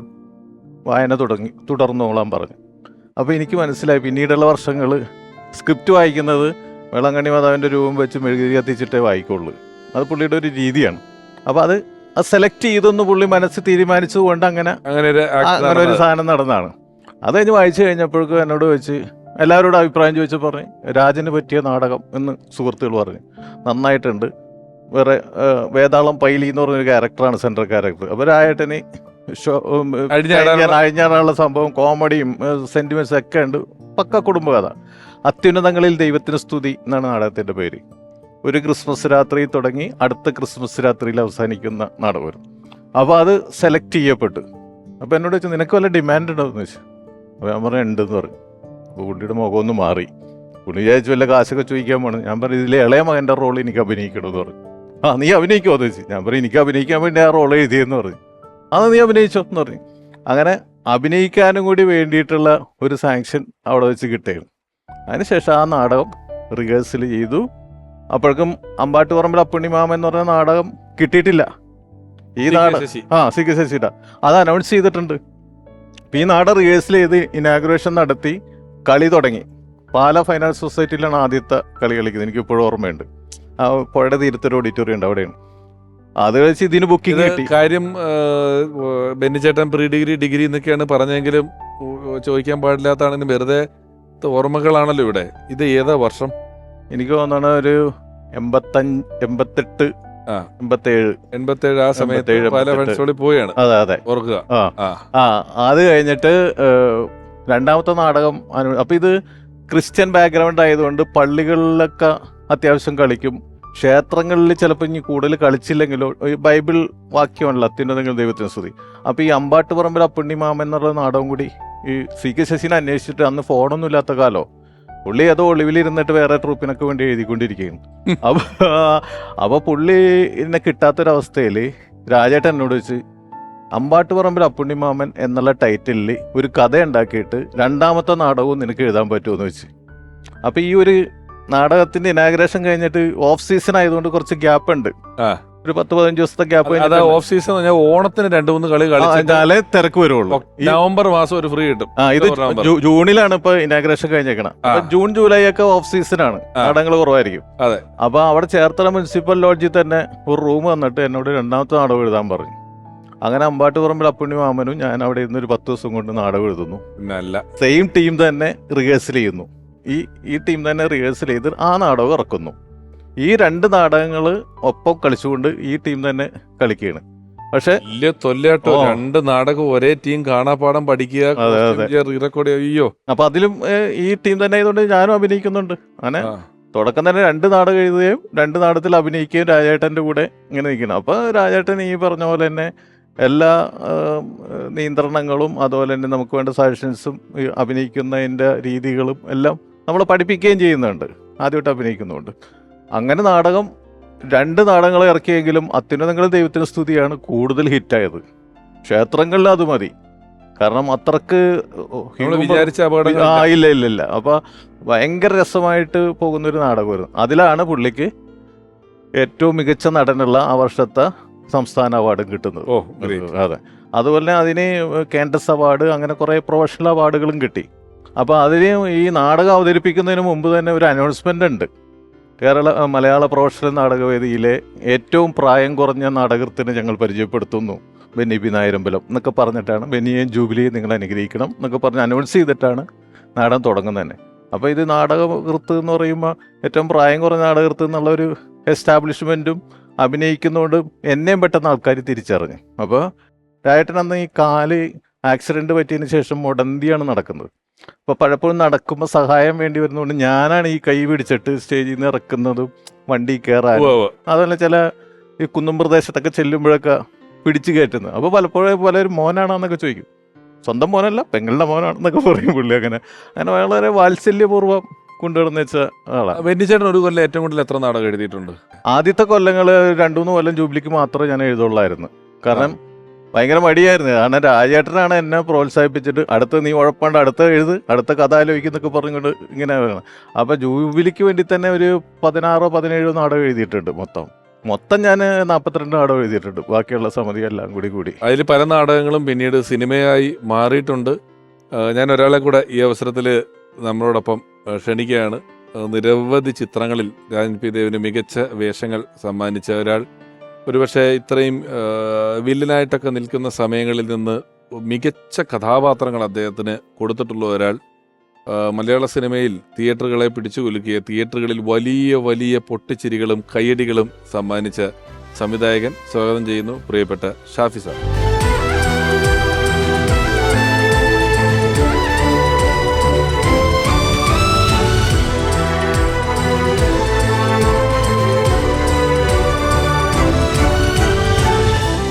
ഷാഫി സാർ സ്വാഗതം. ബെന്നിച്ചേട്ടനെ കിട്ടിയോണ്ട് കുറേയധികം നേരം നാടകത്തിനെ പറ്റിയൊക്കെ പറഞ്ഞുകൊണ്ടിരിക്കുകയായിരുന്നു. ഷാഫി സാറിന് അങ്ങനത്തെ ഒരു നാടക പരിപാടികൾ ഏതെങ്കിലും കാലത്ത് ഉണ്ടായിട്ടുണ്ടോ? ഇല്ലല്ലോ. ചെറുപ്പത്തിലൊക്കെ പ്രൊഫഷണൽ നാടകങ്ങളില്ല അല്ലേ? അപ്പം ഷാഫി സാർ കാണുമ്പോഴത്തേക്ക് രാജൻ പി ദേവ് സാർ പൂർണ്ണമായിട്ടും സിനിമാ നടനാണ്, വളരെ പോപ്പുലർ ആയിട്ടുള്ള. അല്ല, എനിക്ക് കാട്ടുകുതിര സമയത്തെ അറിയായിരുന്നു. കാട്ടുകുതിര എന്ന് പറയുന്ന നാടകത്തിലൂടെയാണല്ലോ രാജേട്ടൻ ഭയങ്കര പ്രശസ്തനായത്. അപ്പം നമ്മൾ വളരെ ചെറുപ്പത്തിൽ സിനിമ കണ്ട് ശീലമുള്ള ആളാണ്, നാടകങ്ങൾ കാണുമായിരുന്നു. കാട്ടുകുതിര കാണാൻ പറ്റിയിട്ടില്ല കേട്ടോ എനിക്ക്. ആ സമയത്ത് എന്തോ മിസ്സായി പോയതാ. പക്ഷെ ആ ക്യാരക്ടറിൻ്റെ 100 പേര് വന്ന് കഥ പറഞ്ഞ നാടകം കംപ്ലീറ്റ് അറിയാം. അങ്ങനെ പിന്നീട് മറ്റേ ഹരിശ്രീയിൽ വന്നപ്പോഴുള്ള നാടകങ്ങൾ, അപ്പം രാജേട്ടനെ എല്ലാവർക്കും കേരളത്തിൽ നല്ല പ്രശസ്തനായിരുന്നല്ലോ. അതെ, എനിക്ക് തോന്നുന്നത് ഈ കാർലോസ് എന്ന് പറയുന്ന ഇന്ദ്രജാലത്തിലെ കഥാപാത്രമായിട്ട് അഭിനയിക്കുമ്പം ഓൾറെഡി പ്രശസ്തനായ ഒരു നാടകത്തിലുള്ള ആളാണ് ഈ സിനിമയിൽ ഇന്നോവേഷൻ ചെയ്യുന്ന രീതിയിൽ തന്നെയുള്ളൊരു പോപ്പുലാരിറ്റി ഉണ്ടായിരുന്നു. ഒരു പുതിയ എന്നുള്ള രീതിയിലല്ല വന്നത്. അത് ഈ അവാർഡ് കിട്ടിയെന്ന് പറഞ്ഞില്ലേ, എൻ്റെ നാടകത്തിൽ സ്റ്റേറ്റ് അവാർഡ് കിട്ടിയപ്പോൾ പുള്ളിയുടെ ഒരു ഇന്റർവ്യൂ മലയാള മനോരമയിൽ വന്നു. ആ ഇന്റർവ്യൂവിൽ സിനിമയെക്കുറിച്ചുള്ള, അപ്പോൾ കാട്ടുകുതിര സിനിമയായ സമയമാണത്. കാട്ടുകുതിര സിനിമയായപ്പോൾ തിലകൻ ചേട്ടനല്ല റോൾ ചെയ്ത്. അപ്പോൾ അതിനെക്കുറിച്ചൊക്കെ ഡിസ്കഷൻ ഈ ഇന്റർവ്യൂവിൽ ഉണ്ടായിരുന്നു. അപ്പോൾ സിനിമയിലേക്ക് അതിയായ ആഗ്രഹമുണ്ട്. പക്ഷെ എനിക്ക് കാട്ടുകുതിരയിൽ ആ വേഷം കിട്ടാത്തതിൽ വിഷമമുണ്ടെന്നുള്ള കാര്യമൊക്കെ അതിൻ്റെ അകത്ത് പറഞ്ഞത്. ആ ഇൻ്റർവ്യൂ അയച്ചിട്ടാണ് ഡെന്നീസ് ജോസഫും തമ്പികണ്ഠൻ ദാനവും ഇന്ദ്രജാലത്തിലേക്ക് വിളിക്കുന്നതാണ് പറഞ്ഞു കേട്ടിട്ടുള്ളത്. ശരിക്കും പറഞ്ഞു കഴിഞ്ഞാല് ഈ കാർലോസ് ഒക്കെ വരുന്നതിന് മുമ്പ് സിദ്ദിഖ് ലാൽ സ്ക്രിപ്റ്റ് എഴുതിയ ഒരു പടമുണ്ട്, പപ്പൻ പ്രിയപ്പെട്ട പപ്പൻ പറഞ്ഞത്. സത്യജിക്കാണ് ഡയറക്ട് ചെയ്ത ആ പടത്തിൽ നല്ലൊരു വേഷം ചെയ്തിട്ടുണ്ട്. പുലിയ അങ്ങനെ എന്തൊരു കോമഡി വില്ലൻ അങ്ങനെ അതിൽ ചെയ്തിട്ടാണ് പിന്നെ ഇത് വരുന്നത്. അതിനുശേഷം പക്ഷെ കാർലോസ് എന്ന് പറഞ്ഞാലേ അറിയുള്ളൂ. അതെ അതെ. പിന്നെ ഇപ്പൊ അദ്ദേഹത്തിന് അത് തുടരാൻ പറ്റി എന്നുള്ളതാണ്. കാരണം ഇപ്പം നമ്മളിപ്പോൾ ഈ ഇടയ്ക്ക് മോഹൻദാസ് സാർ നമ്മളെ വിട്ട് പിരിഞ്ഞു പോയി. അപ്പം കീരിക്കാടൻ ജോസ് എന്ന് പറയുന്ന ഒരു വില്ലൻ ചെയ്യുന്നു. ഒരു സിനിമ ഒരു വില്ലൻ, അതാണ് ഏറ്റവും ജനകീയരായ ക്യാരക്ടർ. 30 വർഷം കഴിഞ്ഞിട്ടും നമ്മൾ ആ വില്ലനെ പറയുന്നുള്ളൂ. പക്ഷേ രാജൻപിയുടെ ഒക്കെ ഒരു പൊട്ടൻഷ്യൽ നമ്മൾ മനസ്സിലാക്കുന്നത് കാർലോസ് കഴിഞ്ഞിട്ട് പതുക്കെ കാർലോസിൽ നൂരാൻ പറ്റി. കാർലോസ് എന്ന് പറയുന്ന ഒരു വില്ലനിൽ നിന്ന് അവനവനെ ഊരിയെടുത്ത് കൊണ്ടുപോയി എല്ലാ സിനിമകളിലും വേറെ വേറെ തരങ്ങളിലേക്ക് കൊണ്ടുപോകാൻ പറ്റിയിട്ടുള്ളൊരു അതുല്യ നടനായിരുന്നു എന്നുള്ളതാണ് അല്ലേ? അതിൻ്റെ ഒരു ഉദാഹരണം പറയുകയാണെങ്കിൽ ഇപ്പോൾ ഞങ്ങൾ ഒന്നിച്ച് ചെയ്ത പടമാണല്ലോ തൊമ്മനും മക്കളും. പിന്നെ ചേട്ടൻ എഴുതി, ഞാൻ ഡയറക്റ്റ് ചെയ്ത. അപ്പോൾ അതിൻ്റെ തമിഴ് ചെയ്തിരുന്നു, വിക്രമാണ് അഭിനയിച്ചത് തമിഴിൽ. അപ്പോൾ വിക്രമിന് എന്താണ് ചാന്തുപൊട്ട് ഇവിടെ വളരെ ഹിറ്റായിട്ട് ഓടിക്കൊണ്ടിരിക്കുന്നത്, ചാന്തുപൊട്ട് കാണണമെന്ന് പറഞ്ഞു. അപ്പോൾ എന്നെ കൂട്ടു വിളിച്ചിട്ട് ഞങ്ങൾ ഒന്നിച്ചാണ് കണ്ടത് സിനിമ കണ്ടിട്ട് പുള്ളി പുറത്തിറങ്ങിയിട്ട് ആദ്യം പറഞ്ഞത് ഈ തൊമ്മനും മക്കളിലെ രാജൻ പി ദേവും ചാന്തുപൊട്ടിലെ രാജൻ പി ദേവും തമ്മിൽ ഒരു ബന്ധമില്ല, രണ്ടാൾക്കാരാണ് തോന്നുന്നു. സത്യമാണ്. അതാ അപ്പം പുള്ളി എന്നിട്ട് എടുത്തു പറഞ്ഞു മലയാളത്തിലെ ആർട്ടിസ്റ്റുകളിലെ ഒരു സംഭവം അതാണ്. ഓരോ കഥാപാത്രങ്ങളായിട്ട് മാറുമ്പോൾ തുറയിലാശാനോ അങ്ങനെ അതിനൊരു വ്യത്യാസമല്ല. മറ്റേ ചോട്ടാ മുംബൈയിലുള്ള പാമ്പ് ചാക്കോ വേറൊരാളല്ല, 100% വേറെ ബോഡി ലാംഗ്വേജ് മാറല്ലേ. അത് നമുക്ക് അങ്ങനത്തെ ഒരു പിടി നടന്മാരുണ്ടായിരുന്നു എന്നുള്ളതാണ്. അത് പ്രേക്ഷകരോട് ഒരു കാര്യം കൂടെ, പലർക്കും അറിയാവുന്ന കാര്യമുണ്ട് എങ്കിലും ഈ ചാന്തുപൊട്ടിനെ കുറിച്ച് പറഞ്ഞതുകൊണ്ട് പറയാണ്. ചാന്തുപൊട്ട് എന്ന് പറയുന്ന സിനിമയും ബെന്നിച്ചേട്ടന്റെ നാടകമായിരുന്നു. അറബിക്കടലും അത്ഭുത വിളക്കെന്ന് പറയുന്ന നാടകമായിരുന്നു. ആ നാടകം അവതരിപ്പിക്കപ്പെട്ടപ്പോൾ അതിൽ കേന്ദ്ര കഥാപാത്രമായ രാധാകൃഷ്ണൻ, അന്ന് പേര് വേറെ ആയിരുന്നു, വേറെ അത് അവതരിപ്പിച്ചത് ബെന്നിച്ചേട്ടനായിരുന്നു. ഇപ്പം നമ്മള് കാട്ടുകുതിര രാജേട്ടൻ എത്രയോ വേദികളിൽ ചെയ്തെങ്കിലും സിനിമയപ്പ് തിലയൻചേട്ടൻ ചെയ്തു എന്ന് പറഞ്ഞ പോലെ ഇത് സിനിമയപ്പ് ദിലീപേട്ടനാണ് ചെയ്തെങ്കിലും അതിന്റെ നാടകത്തിന്റെ വെർഷനിലെ ഹീറോ ആയിട്ടുള്ള ആളാണ് ബെന്നിച്ചേട്ടൻ. അത് ആ സബ്ജക്റ്റ് ഡിമാൻഡ് ചെയ്യുന്നത് അങ്ങനെയായിരുന്നു. ആ കഥാപാത്രത്തിന്റെ ഒരു വിഷയമാണ് അതിന്റെ കാതലായ വിഷയം. പക്ഷെ രാജേട്ടന് അതിനെ പെർഫോം ചെയ്യാനുള്ള അപ്പന്റെ റോളായിരുന്നു പ്രാധാന്യം കൊടുത്തിരുന്നത്. ചാന്തുപൊട്ടില് ലാൽ സാർ ചെയ്ത വേഷം രാജേട്ടൻ നാടകത്തില് രാജേട്ടനാണ് ചെയ്തത്. രാജേട്ടനിലൂടെയാണ് ആ മുഴുനീളം കഥ പോയിക്കൊണ്ടിരുന്നത്. സെൻട്രൽ ക്യാരക്ടർ ഇതാണെങ്കിലും കൂടുതൽ പെർഫോമൻസിന് ചാൻസ് രാജേട്ടന്റെ ക്യാരക്ടറാണ്. കാരണം രാജേട്ടനെ കാണാൻ വേണ്ടിയിട്ടായിരുന്നു നാടകങ്ങൾ ബുക്ക് ചെയ്യപ്പെട്ടിരുന്നതും ആൾക്കാരുടെ ഓഡിയൻസ് മൊത്തം രാജേട്ടന്റെ പെർഫോമൻസ് കാണാൻ. അതുകൊണ്ട് എൻ്റെ കഥാപാത്രം ഒരു ചുരുക്കത്തിൽ അങ്ങനെ പോയിരുന്നാണെങ്കിലും പ്രധാന വിഷയം അതായിരുന്നു മാത്രമേ ഉള്ളൂ. അല്ല, ഇപ്പം ഈ നമ്മുടെ തൊമ്മൻ മക്കളിലേക്ക് വന്നാല് അച്ഛൻ കഥാപാത്രങ്ങൾ അന്ന് നമുക്ക് ഇഷ്ടം പോലെ ഉള്ള ഒരു സമയമാണ്. ഇവിടെ ഒരു മെയിൻ സ്ട്രീം സിനിമയിലെ മെയിൻ സ്ട്രീം അച്ഛൻ കഥാപാത്രങ്ങളെ പറ്റിയൊക്കെ ആലോചിക്കുന്ന സമയത്ത് അന്ന് ഈ രാജേട്ടനിലോട്ട് ഈ കഥാപാത്രം എത്തിപ്പെട്ടതിൻ്റെ ഒരു വഴി എന്തായിരുന്നു? അതോ നിങ്ങൾ ആലോചിച്ചപ്പോഴേ അതായിരുന്നോ? ഞങ്ങള് ആലോചിക്കുമ്പോൾ ശരിക്കും പറഞ്ഞാൽ ഇന്നസെന്റ് ഏട്ടനായിരുന്നു മനസ്സിൽ. ഇന്നസെന്റ് ഏട്ടനെ സമീപിക്കുകയും ചെയ്തതാ. അപ്പോൾ ഇന്നസെന്റ് ഏട്ടൻ അത്രയും ബൾക്ക് ഡേറ്റ് ഇല്ല എന്ന് പറഞ്ഞു. അപ്പോൾ ബെന്നിച്ചേട്ടനാ പറഞ്ഞത് അങ്ങനെയാണ് നമുക്ക് രാജേട്ടനെ ആലോചിക്കാം. അങ്ങനെ ഇവര് ഫോണിൽ സംസാരിക്കുക ചെയ്തു. രാജേട്ടൻ രാജേട്ടനെ എനിക്ക് പരിചയമുണ്ട്. ഞാൻ അസിസ്റ്റന്റ് ആയിരിക്കുമ്പോൾ തന്നെ 2-3 പടങ്ങളിൽ വർക്ക് ചെയ്തിട്ടുണ്ട്. രാജേട്ടൻ വന്നു, എന്താ പറയുക, കഥയൊക്കെ കേട്ടിട്ട് പുള്ളിക്ക് അങ്ങ് ആവേശമായി. കാരണം നല്ല നല്ല കഥാപാത്രങ്ങൾ ചെയ്യാനായിട്ട് ഭയങ്കര ആഗ്രഹമുള്ള പുള്ളിക്ക്. തൊമ്മനും മക്കളും നടക്കുന്ന സമയത്ത് ഒരു ദിവസം ഞങ്ങളിങ്ങനെ സംസാരിച്ചുകൊണ്ടിരിക്കുമ്പോൾ പുള്ളി പറഞ്ഞ്, ഷാഫി ഇതെൻ്റെ 505ാമത്തെ സിനിമയെന്ന് പറഞ്ഞു. ഞാൻ പറഞ്ഞു ഞെട്ടിപ്പോയി. വളരെ കുറച്ച് കാലമല്ലേ രായിട്ട് വന്നിട്ട്, 20 അത്രയൊക്കെ ഉണ്ടാവുള്ളൂ. അപ്പോൾ 15-20 വർഷം. അപ്പോൾ പുള്ളി തമിഴിലും തെലുങ്കിലും ഒക്കെ അത്രയും സിനിമകൾ ചെയ്തിട്ടുണ്ട്. അപ്പോൾ പുള്ളി പറഞ്ഞതെന്ന് വെച്ചാൽ ഈ 505 പടങ്ങളിൽ അഭിനയിച്ചതിൽ എടുത്തു പറയാനായിട്ട് എനിക്ക് 3 കഥാപാത്രങ്ങളേ ഉള്ളൂ എന്ന് പറഞ്ഞു. ഒന്ന് അനിയമ്പാവ, ചേട്ടമ്പാവയിലെ അനിയമ്പാവ, പിന്നെ കാർലോസ്, പിന്നെ തൊമ്മനും മക്കളും. അതിലെനിക്ക് തോന്നിയത് പുള്ളിക്ക് മനസ്സുകൊണ്ട് ഏറ്റവും ഇഷ്ടപ്പെട്ടത് തൊമ്മനും മക്കളും ആണെന്നാണ് തോന്നിയത്. തൊമ്മന മക്കളുടെ കഥാപാത്രമാണ്. അത് പറയായിരുന്നു ഏതോ ഇന്റർവ്യൂവിൽ പറഞ്ഞിട്ടുണ്ട്. പറയുകയും ചെയ്തു. കാരണം ഈ ആ ക്യാരക്ടറിന് വേണ്ടിയിട്ട് ആദ്യം ഞങ്ങളുടെ ഉദ്ദേശിച്ച ഒരു ഗെറ്റപ്പ് വേറെ ആയിരുന്നു. മുടി വെട്ടി വല്ലാത്തൊരു പോലെ മുടി പല ടൈപ്പ് വെട്ടി. അവസാനം രായേട്ടൻ പറഞ്ഞു ഞങ്ങൾ മുട്ട അടിച്ചേക്കാൻ പറഞ്ഞു. മുട്ട അടിച്ച് ആ മീശയൊക്കെ വെച്ച് കഴിഞ്ഞപ്പോഴേക്കും ഒരു ഓമനത്തെ വന്നു അല്ലേ ആ തൊമ്മന്. ഒരു തൊമ്മൻ്റെ ഒരു കഥാപാത്രത്തിന് മൊത്തത്തിലൊരു കുസൃതി ഉണ്ടല്ലോ. പിന്നെ പെർഫോമൻസിന്റെ കാര്യത്തിൽ ഒന്നും പറയേണ്ട ആവശ്യമില്ല. ഇപ്പുറത്ത് മമ്മൂക്ക, ഇപ്പുറത്ത് ലാലേട്ടൻ നിൽക്കുകയാണ്. ടൈറ്റിൽ റോളാണല്ല തൊമ്മനും മക്കളിലെ തൊമ്മനാണ്. അപ്പൊ അത് പുള്ളി ഭയങ്കര ഹാപ്പി ആയിരുന്നു അതില്. കാരണം പുള്ളി പറയും അവൻ തന്ന ഗുരുദക്ഷിണയാണ് എനിക്ക് ആ കഥാപാത്രം എന്നൊക്കെ പറയാറുണ്ട് പല ഇന്റർവ്യൂലും. അല്ല, അത് അത്ര ഗംഭീരമായിട്ട് ചെയ്യുകയും ചെയ്തോട്ടോ. അതെ, നമുക്കിപ്പോ വേറെ ആൾക്കാരെ ഉദ്ദേശിച്ചെന്ന് പറഞ്ഞാൽ അത് ചില ക്യാരക്ടറുകൾ അങ്ങനെ കറങ്ങിവന്ന് വീഴും. അത് അദ്ദേഹത്തിന് വെച്ച വേഷമായിരുന്നു. അത് അതുപോലെ അതില് എല്ലാ ഇമോഷൻസും ഉള്ളതാണ്, എല്ലാ സെന്റിമെന്റ്സ് ഒക്കെ ഉണ്ട്, വലിയ സെന്റിമെന്റ്സ് ഉള്ളതാണ്, എല്ലാ ഇമോഷൻസും ഉള്ളതാണ്, വലിയ നർമ്മമുള്ള വേഷമാണ് അല്ലേ. ഒരു ടൈലന്റ് സീൻ പറഞ്ഞു കഴിഞ്ഞാൽ ഒരു മലയുടെ മേളിലേക്ക് നടന്നു. അപ്പൊ ഈ രാജേട്ടന്റെ 2 കാലിലും നീരാ. പക്ഷെ ഞാൻ ചോദിച്ചു രാജേട്ടനോട് ചോദിച്ചു ഇത് കയറാൻ പറ്റുമോ? കാരണം ഞങ്ങൾ രാവിലെ ഷൂട്ട് പ്ലാൻ ചെയ്തു. കാരണം വെച്ചാൽ വെയിൽ മൂക്കുന്നതിന് മുമ്പ് രാജേട്ടൻ പറഞ്ഞു ഞാൻ കയറാം എന്ന് പറഞ്ഞു. അതിന് താഴത്തുനിന്ന് ഷൂട്ട് ചെയ്ത് 1 മണിക്കൂർ കൊണ്ട് മുകളിലേക്ക് എത്തിയത്. പക്ഷെ പുള്ളി നമുക്ക് ഒരു കാലിന് എന്തെങ്കിലും ഒരു പ്രശ്നമുള്ള ആളായിട്ട് നമുക്ക് തോന്നുകയില്ല. ആ സമയത്ത് കാലിലൊക്കെ കുറച്ച് നീര്, കുറച്ച് ബുദ്ധിമുട്ടൊക്കെ ഉണ്ടായിരുന്നു. ആ വേദന കൊണ്ടാ പുള്ളി ആ ഒരു ഡയലോഗ് തന്നെ കഴിഞ്ഞിട്ടാണ് ഈ പണ്ടാറ മലക്ക് അറ്റവും ഇല്ലേ എന്നൊക്കെ ചോദിച്ചത്. ഡബിങ്ങിൽ കയറ്റിയാ പുള്ളി. പിന്നെ ഡാൻസ് ചെയ്തിട്ടുണ്ട് അതിനകത്ത്. ഡാൻസ് ഒക്കെ ചെയ്യുമ്പോ ഇതൊക്കെ കാലിന്റെ സംഭവമൊക്കെ മറന്നു പോകും. ചവിട്ടുനാടകം, ആ ചവിട്ടുനാടകത്തിന്റെ സ്വഭാവത്തിലാണ് അത് ചെയ്തിരിക്കുന്നത്. ഇപ്പൊ പറഞ്ഞതിന്റെ ഇടയിലാണ് ഞാൻ എനിക്ക് നമ്മളിങ്ങനെ ചാനൽ മാറ്റുമ്പോൾ ഏതൊക്കെയോ തെലുങ്ക് പടത്തിലും തമിഴ് പടത്തിലും ഒക്കെ വലിയ വലിയ കാറൊക്കെ വന്ന് നിർത്തിയിട്ട് മന്ത്രി, MP, MLA പുള്ളിനെ കളിയാക്കി പറയായിരുന്നു. ഞാൻ ചെന്ന് കഴിഞ്ഞാൽ ഒരു മുറുക്കാഞ്ചൊല്ലും തരൂർക്ക് തോക്കും തരുമെന്ന് പറയും. ഏത് റോള് അത്ര അങ്ങനത്തെ സ്ഥിരം അരശ്യൽവാദി. അപ്പൊ ഞാൻ ഇടയ്ക്ക് പറയാം ചേട്ടാ മാറിയൊക്കെ ഒന്ന് കളിക്കണം ഈ ഒരു type role.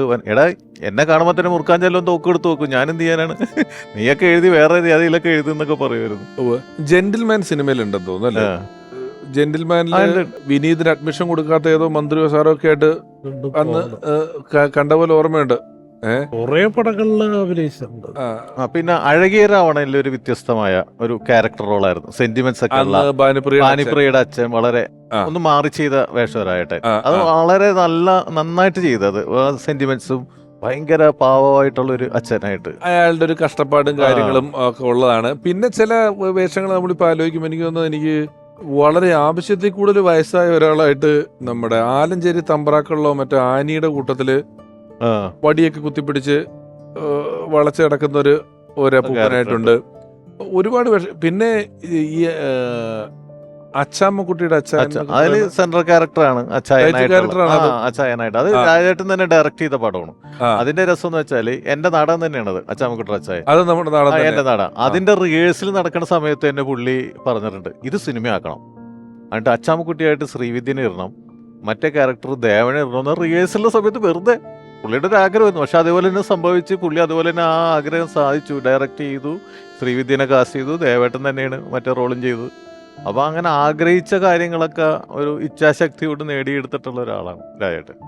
Rajan P Dev സാറിനെ കുറിച്ച് ഇപ്പോൾ ഒരുപാട് നർമ്മ ചിത്രങ്ങൾ, സൂപ്പർ ഹിറ്റ് ചിത്രങ്ങൾ രചന നിർവഹിച്ചിട്ടുള്ള പ്രിയപ്പെട്ട മെക്കാട്ടിൻ സാർ ഓർക്കുന്നു.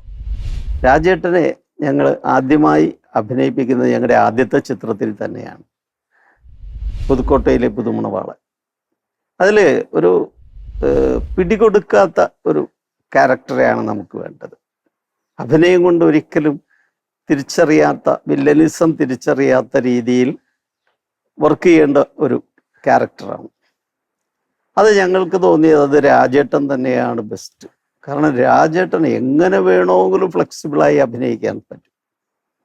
അതിപ്പോൾ കോമഡി വേണോ സീരിയസ് വേണോ എന്ത് വേണമെങ്കിലും രാജേട്ടന് വളരെ ഈസിയായി ഹാൻഡിൽ ചെയ്യാൻ പറ്റും എന്ന് ഞങ്ങൾക്കറിയാം.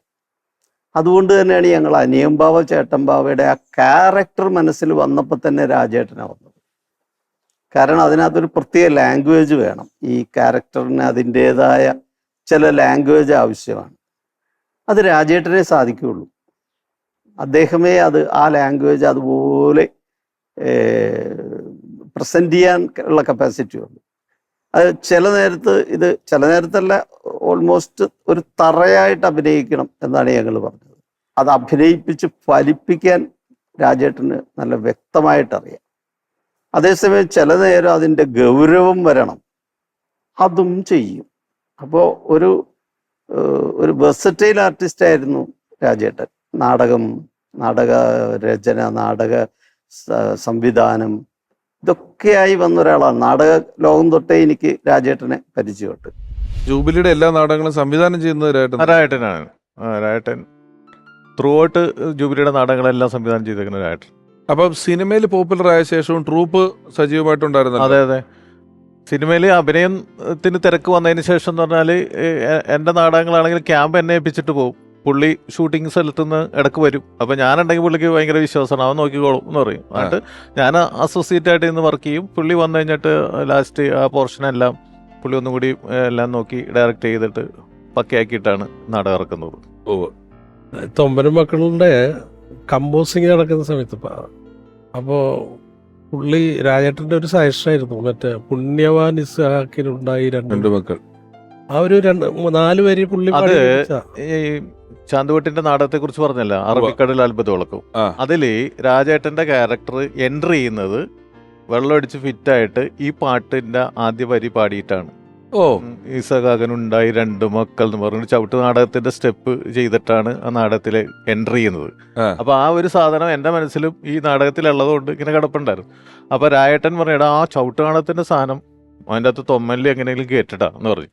അപ്പൊ ആ ഒരു സിറ്റുവേഷനിൽ ഈ പാട്ട് ഞാൻ അലക്സ് പോളിനോട് പറഞ്ഞു, ഇങ്ങനെ ഒരു സാധനം ഉണ്ട് ചവിട്ട് നാടകത്തിന്റെ, ഞങ്ങൾ നാടകത്തിൽ ഉപയോഗിച്ചിട്ടുള്ളതാണെന്ന് പറഞ്ഞിട്ട് അതിങ്ങനെ ആ ഒരു വൈത്താരി പോലെ അത് പറഞ്ഞു കേൾപ്പിച്ച് അതിൽ നിന്നാണ് അലക്സ് പോൾ ഈ സംഭവം ഉണ്ടാക്കിയത്, ഈ പാട്ടിന്റെ ഉണ്ടാക്കിയത്. അത് നാടകത്തിന്റെ ഒരു ബാക്ക്ഗ്രൗണ്ടിൽ നിന്ന് തന്നെയാണ് അതും വന്നത്. അല്ല, അത് ഒരു വേറൊരു മിടുക്കുണ്ട്. നമ്മളിപ്പോൾ നാടകം പഠിച്ച ആളോ ഡാൻസ് പഠിച്ച ആളോ മിമിക്രി ചെയ്യുന്ന ആളോ ഒക്കെ ഇത് സിനിമയിൽ ഏറ്റവും കറക്റ്റായ സ്ഥലത്ത് വേണ്ട രീതിയിൽ വേണ്ട പോലെ അല്ല ഉപയോഗിക്കുന്നെങ്കിൽ ഭയങ്കര അടിയും. ഇത് എല്ലാം നമ്മളെല്ലാ അഭിനയം എന്നൊക്കെ പറയുമെങ്കിൽ ഇത് പലതായതുകൊണ്ട് എവിടെ എന്ത് പണ്ട് ചെയ്തൊരു സാധനം കയ്യിലുള്ളത് കൃത്യമായിട്ട് കൊണ്ട് പോസ്റ്റ് ചെയ്യാന്നുള്ളതൊരു. പിന്നെ തൊമ്പന്റെ ക്യാരക്ടർ വെച്ചിട്ട് അത് കറക്റ്റാണ്. തൊമ്പൻ എന്ന് പറഞ്ഞാൽ ഒരു ക്രിസ്ത്യൻ ക്യാരക്ടറാണ്. അയാളുടെ പ്രായം വെച്ച് നോക്കുമ്പോൾ ഒരു ചവിട്ട് നാടകത്തിന്റെ ഒരു എക്സ്പീരിയൻസ് കേട്ടും കണ്ടുവെക്ക അറിവുള്ള ഒരാളാക്കി ചിലപ്പോൾ ഇയാള് അത്യാവശ്യം കളിച്ചിട്ടുള്ള ആകാളം. അതാണ് ആ സ്റ്റെപ്പൊക്കെ വെക്കുമ്പോൾ തന്നെ നല്ല താളത്തിൽ 3 പേരും കൂടിയൊക്കെ ആ സ്റ്റെപ്പ് വെക്കുന്നൊക്കെ നല്ല രസമാണ്. പുള്ളി കൊണ്ട് പാടിച്ചിട്ട് എഴുതിയെടുത്തു, പുള്ളിക്ക് ആ വരികൾ ഓർമ്മിട്ട് അത് വെച്ചിട്ടാണ് പിന്നെ ശരത്ത് ബാക്കി എഴുതിയത്. ശരത്തായിരുന്നു. ഒന്നാമൻ യാക്കോവും രണ്ടാം ഇസഹാക്ക് ഉണ്ടായി 2 മക്കൾ, ഒന്നാമൻ യാക്കോവും രണ്ടാമൻ ഇസഹാക്കും. അതുകൂടാണ്ട് ലോലിപോപ്പ് എന്ന് പറഞ്ഞ ഒരു പടത്തില് ഞങ്ങള് 2 പേരും എഴുതിട്ട് വെന്നിച്ചേട്ടൻ എഴുതി, ഞാൻ ഡയറക്റ്റ് ചെയ്ത. അതില് രാജേട്ടൻ ഒരു നല്ലൊരു വേഷം ചെയ്തിട്ടുണ്ട്. ഒരു വേറൊരു ടൈപ്പ് ഭയങ്കര പൈസക്കാരനായിട്ടുള്ള ഒരു അച്ഛൻ്റെ ക്യാരക്ടർ. ആ സമയത്ത് എന്ന് പറഞ്ഞാൽ ശരിക്കും പറഞ്ഞാൽ രാജേട്ടന് അസുഖങ്ങളൊക്കെ തുടങ്ങിയായിരുന്നു. ശരിക്കും പറഞ്ഞാൽ കാഴ്ച ഉണ്ടായിരുന്നില്ല. അപ്പോൾ രാജേട്ടൻ അഭിനയിക്കുമ്പോൾ ഇതും നമുക്ക് മനസ്സിലാവില്ല. അപ്പോൾ ഒരു ദിവസം ഈ ബെന്നിച്ചേട്ടൻ എന്ത് ചെയ്ത് ഭാവനയെ കൊണ്ടുവന്നിട്ട് രാജേട്ടനെ തൊട്ട് മുമ്പിൽ നിർത്തി, ഇത്ര അടുത്ത് കൊണ്ടുവന്ന് നിർത്തിയിട്ട് ഇതാരാന്ന് പറയുന്നത്, ഒന്ന് പോടാ അവിടെ നിന്ന്, ഇത് എനിക്കറിഞ്ഞൂടെ എന്നൊക്കെ പറഞ്ഞു. അപ്പോൾ അതിനകത്ത് റോമ അഭിനയിക്കുന്നുണ്ട്. റോമ തമിഴാണ് ലൊക്കേഷനിലൊക്കെ സംസാരിക്കും. അപ്പം ഞാൻ പറഞ്ഞു, നീ പേസാമേരിന്ന് ഞാൻ പതുക്കെ എന്ന് പറഞ്ഞു. അപ്പരായിട്ട് ഇത് റോമ നമുക്കറിയാം. അപ്പൊ ഞങ്ങൾക്കൊരു കാര്യം മനസ്സിലായത്, തൊട്ടടുത്ത് നിൽക്കുന്ന ആളെ പോലും പുള്ളിക്ക് തിരിച്ചറിയുന്നില്ല. പക്ഷെ പുള്ളി പറയില്ല. അത് കഴിഞ്ഞിട്ട് റാഫിക്കയുടെ പടത്തിൽ അഭിനയിച്ചപ്പോഴും പുള്ളിക്ക് കാഴ്ചക്ക് പ്രശ്നമുണ്ടെന്നുള്ളത് നമുക്ക് ഫീൽ ചെയ്യേയില്ല. അത് ആ ഡയലോഗ് ഒക്കെ കണപ്പടം പഠിച്ചിട്ട് പുള്ളി പെർഫോമൻസ് ചെയ്യുക. ഡബ് ചെയ്യുമ്പോ ഇങ്ങനെ തൊടണം, ആ ലിപ്പ് വരുമ്പോ ഒന്ന് തൊട്ടേക്കെന്ന് പറയും. അപ്പൊ ഞാനാണ് പലപ്പോഴും ഡബിങ്ങിന് ഇരിക്കുന്നത്. അപ്പൊ ആ കാഴ്ചയുടെ പ്രശ്നമുള്ളത് നമുക്കറിയാമല്ല. പക്ഷെ അത് ലിപ്പ് നോക്കി സിങ്ക് ആകാനായിട്ട് പുള്ളിക്ക് ബുദ്ധിമുട്ട് ആ ടൈമിങ്ങിലൊന്നും തൊട്ട് കഴിഞ്ഞാൽ കറക്റ്റ് മീറ്ററിൽ പുള്ളി ഡബ് ചെയ്യും. പുള്ളി പറഞ്ഞ ഒരു ഓർമ്മയുണ്ടാവും ഏത് മീറ്ററിലാണ്. പക്ഷെ ആ ലിപ്പ് ഒന്ന് തുടക്കം കിട്ടിക്കഴിഞ്ഞാൽ കറക്റ്റ് ആയിരിക്കും. ഞങ്ങൾ അന്ന് രാജേട്ടനോട് പറഞ്ഞ ഒരു ബ്രേക്ക് എടുക്കാനായിട്ട് ഒരു 5-6 മാസം 1 വർഷം ബ്രേക്ക് എടുത്തിട്ട് ചികിത്സിച്ച് അസുഖങ്ങളൊക്കെ മാറ്റിയിട്ട് ഒന്ന് അങ്ങനെ അധികം പ്രായമൊന്നും ആയിട്ടുണ്ടായിരുന്നില്ലല്ലോ. അപ്പൊ പുള്ളി പറഞ്ഞ വെച്ചാൽ അസുഖമായിട്ട് വീട്ടിലിരുന്ന് കഴിഞ്ഞാൽ ഔട്ടായി പോകും എന്ന് പറഞ്ഞിട്ട് ഭയങ്കര ഇതാ. പുള്ളി എത്ര വയ്യെങ്കിലും പുള്ളി വന്നിട്ട് സ്റ്റേജ് ആർട്ടിസ്റ്റ് ആയതുകൊണ്ടാണെന്നറിയില്ല, ക്യാരക്ടർ അങ്ങ് ആയി കഴിഞ്ഞാൽ പിന്നെ ഒരു എനർജിയാണ്. ആ എനർജി ഉണ്ട്. താത്തി കളിച്ചാലും ഉച്ചത്തില് അതെ, അതെ. റേഞ്ച് മുകളിലെ അതെ മോഡുലേഷൻ ടോപ്പിലെ കളിക്കും. നമ്മൾ ഡയലോഗ് താത്തി പറഞ്ഞിട്ട് ഈ നാടകത്തിനും പണ്ട് ഈ ഒരു മൈക്കുമേല് അതെ, അതെ, അതെ. എത്ര പതുക്കെ പറയുന്ന സീനാണേലും ഇത് അവിടം വരെ എത്തിക്കണം എന്നുണ്ടല്ലോ. അപ്പൊ അതുകൊണ്ട് വളരെ താഴ്ത്തി പറയേണ്ട ഡയലോഗുകൾ നമുക്ക് കേൾക്കാവുന്നതിന് അപ്പുറത്ത് താഴ്ത്തി പറയില്ല. ഇപ്പൊ സ്ഫടികത്തിലെ തോമയ്ക്ക് വേണ്ടി സ്ഥിരം വാദിക്കുന്ന അതെ. മാമൻ ക്യാരക്ടർ എന്ന് പറയുന്നതൊക്കെ നമുക്ക് നല്ല രസം തോന്നുന്ന കഥാപാത്രങ്ങളാണ്, ഇഷ്ടപ്പെടുന്ന റോളാണ് നമുക്ക് ഇനി ഇതിലെ ചോക്ലേറ്റിലെ അച്ഛൻ, ചോക്ലേറ്റില് ലൈറ്റ് ഹ്യൂമർ ഒക്കെ ചെയ്തിട്ടുണ്ട്. ചോക്ലേറ്റിന്റെ ക്ലൈമാക്സ് എത്തുമ്പോഴും അല്ലാതെ നമുക്ക് ഒരു ചെറിയ ഹ്യൂമറുള്ള അതാണ് ഹ്യൂമറും വില്ലനും അല്ലാത്ത ക്യാരക്ടറുകളും ഒക്കെ ആയിട്ട് നമ്മൾ ആലോചിക്കുമ്പോൾ ഒരു കെട്ട് കഥാപാത്രങ്ങൾ പലതരത്തിലുള്ളത് അദ്ദേഹം ചെയ്തു വെച്ചിട്ടുണ്ടെന്നുള്ളതാണ്. രാജേട്ടന്റെ ഒളിമാങ്ങാത്ത ഓർമ്മകൾ നമ്മളോട് പങ്കുവെക്കുന്നതിന് വേണ്ടി ഒരുപാട് സിനിമകളിൽ ഒപ്പം പ്രവർത്തിച്ചിട്ടുള്ള ഒരാൾ കൂടി നമ്മളോടൊപ്പം എത്തുകയാണ്. ഒരുപാട് സിനിമകളിൽ നമ്മളെ ചിരിപ്പിക്കുകയും നല്ല കഥാപാത്രങ്ങൾ അവതരിപ്പിക്കുകയും ചെയ്തിട്ടുള്ള ആൾ, അഭിനേത്രി. സ്നേഹപൂർവ്വം സ്വാഗതം ചെയ്യുന്നു പ്രിയപ്പെട്ട പൊന്നമ്മ ബാബു.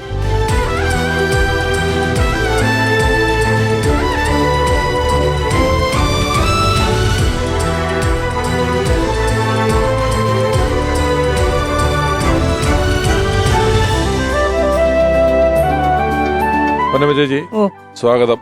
ഓർമ്മയിൽ നിന്നും രാജൻ പി ദേവ് എന്ന് പറയുന്ന ഈ ലക്കത്തിലേക്ക്.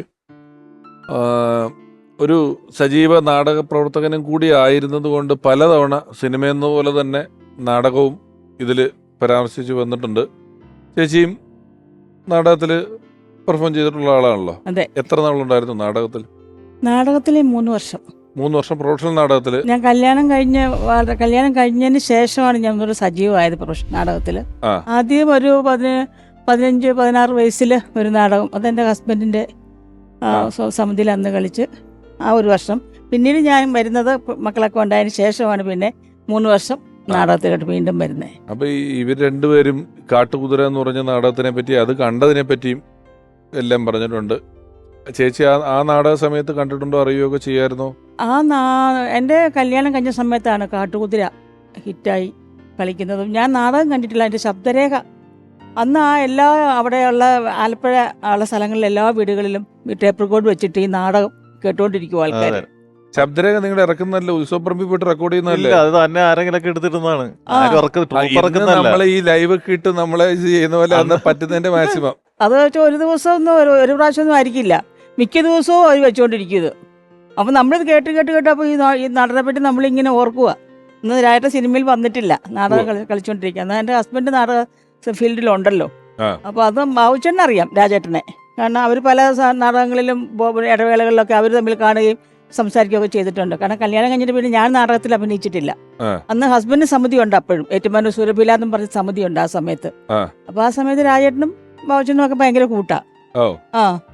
എന്നെ കാണുമ്പോൾ ചോദിക്കുകയും പറയുകയൊക്കെ ചെയ്യാൻ സിനിമയിൽ വന്നതിന് ശേഷം രാജേട്ടൻ. നാടകത്തിന്റെ ആ സമയത്തെ കഥകള് നാടകത്തിനെ പറ്റി പറയാന്നുള്ളത് അല്ലേ? ഇപ്പൊ നമ്മള് പറഞ്ഞു സിനിമയിൽ വന്നത് ഇന്ദ്രജാലത്തിന് മുമ്പ് സത്യൻ സാറിന്റെ പടം പപ്പൻ പ്രിയപ്പെട്ട പപ്പനെ പറ്റി പറഞ്ഞു. എന്നാൽ എനിക്ക് തോന്നുന്നു അതിനു മുമ്പ് ഒരു 5-6 പടങ്ങള് ചെറിയ റോളൊക്കെ മൈഡിയർ കുട്ടിച്ചാത്തലിലുണ്ട്, സഞ്ചാരി, സ്ഫോടനം എന്നൊക്കെ പറയുന്ന സിനിമകളില്, എന്റെ മാമാട്ടിക്കുട്ടി അമ്മയ്ക്ക് എന്നൊക്കെ പറയുന്ന പടങ്ങളിൽ ചെറിയ ചെറിയ വേഷങ്ങളില്. പക്ഷെ അത് ഇപ്പൊ പോപ്പുലർ ആയതുകൊണ്ട് ഇനി നമുക്ക് കണ്ടുപിടിക്കാന്നുള്ളതേ ഉള്ളൂ. പൊന്നമ്മ ചേച്ചി, രാജൻ പി ദേവ് സാറിന് എന്നാണ് ആദ്യം കാണുന്നത്, പരിചയപ്പെട്ടതോ ഒപ്പം വർക്ക് ചെയ്തത് എന്നൊക്കെ വല്ല ഉണ്ട്? കാരണം വെച്ചാൽ ഞാൻ ഫൈനാൻഷ്യലി നാടകം കളിക്കുകയായിരുന്നു, പിന്നെ നമ്മുടെ സുരഭിലയുടെ നാടകം. ആ സമയത്ത് പ്രൊഡ്യൂസർ വന്നിങ്ങനെ പറയും, ഒരു പടമുണ്ട്, നിങ്ങൾക്ക് സഹകരിക്കാൻ പറ്റുമെന്ന് ചോദിച്ചു. നിസാർ സാറ് ഡയറക്റ്റ് ചെയ്യുന്ന ദിലീപിൻ്റെ പടനായകൻ, അതിലൊരു കാര്യം ചെയ്യാം, രാജൻ പി ദേവിൻ്റെ ഭാര്യയായിട്ട് റോളുണ്ട്, അതങ്ങ് ചെയ്യാമല്ലേ. ഞാൻ ഒരു നിമിഷം സ്റ്റക്കായി നിൽക്കുക. കാരണം നാടകത്തിൽ ഇങ്ങനെ ശബ്ദരേഖ ഇതെല്ലാം കേട്ട് മനസ്സിലിങ്ങനെ നമ്മൾ എന്താ കൊച്ചുവാവയൊക്കെ ആയിട്ട് നമ്മുടെ മനസ്സിൽ നിൽക്കുക. രാജൻ പി ദേവ് എന്ന് പറഞ്ഞപ്പോൾ തന്നെ എനിക്ക് കിളി പോയി. അപ്പോൾ ഞാനാണ് ശരി ആയിക്കോട്ടെ എന്ന് പറഞ്ഞ് വെച്ചു. ഞാൻ പറഞ്ഞു, വായിച്ചിട്ടാ രാജമീദേവന്റെ ഭാര്യയായിട്ടാ. എനിക്ക് പേടിയാ, ഞാൻ പറയാം വാവച്ചനോട്.